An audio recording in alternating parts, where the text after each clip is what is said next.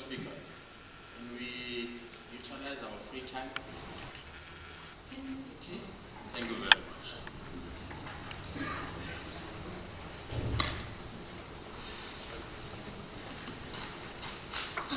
Child abuse, sexual and domestic violence are among the most destructive experiences afflicting women and children.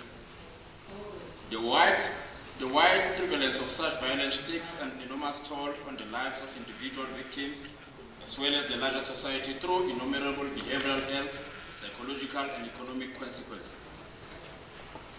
While many groups, organizations and government agencies have been established to identify, prevent, threat, treat such violence, our response to these problems has been piecemeal and not optimally successful.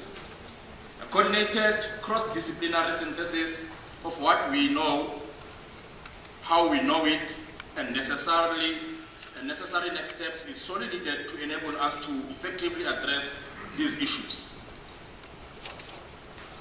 It is the EFF's view that we need to strive to realize women's liberation through a variety of interventions, from education against patriarchy and sexism, to legislation and close monitoring of the implementation of the same in order to realize women empowerment in society, the family and the workplace. The EFF believes that gender-based violence and related antisocial activities. Let me scroll down, Speaker. Thank you. Yeah, sure, I'm allowed. I have 10 minutes. Thank you. The EFF believes that gender-based violence and related antisocial activities are reinforced and even sustained by the deplorable conditions of our people. Therefore, a key to female emancipation is the emancipation of all.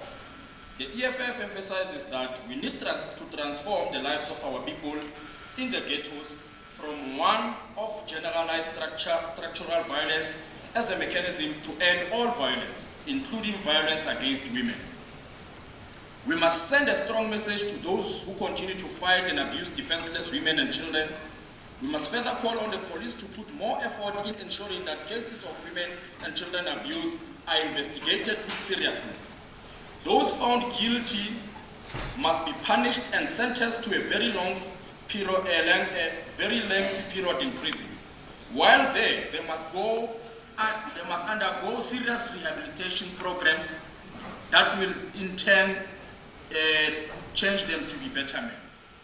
We must never create a society where it is normal and acceptable for men to continue abusing women and children. Here are some shocking stats. In 2004, May, it was reported that in Pretoria, over 80 cases of child abuses were reported every month. According to NPA, in Gauteng province in 2003, 1 in 35 rapes reported to the police were of children between 1 and 3 years old.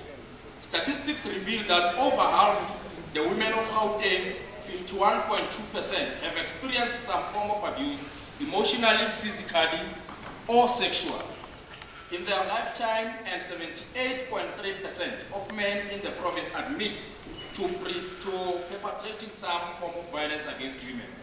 This is a study that was conducted by War at Home, SA Medical Research Council, 2010. Since when you like stats, I thought I must also do what you do. Now, the EFF proposes that each and every department must at least have a portion of its budget allocated to programs that seeks to educate the society about women and children abuse, rather than having all these endless seminars that seeks to give people tenders for catering, not meet the ultimate aim of ensuring that we educate the society.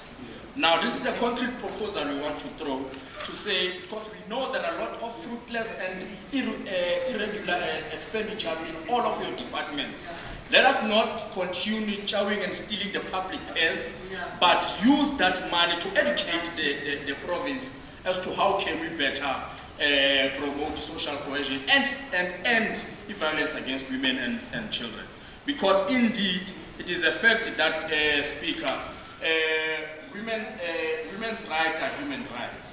There will never be the achievement of human rights aphelele uma singahloniphi ingane nomama bethu. Thank you. Honorable Moody.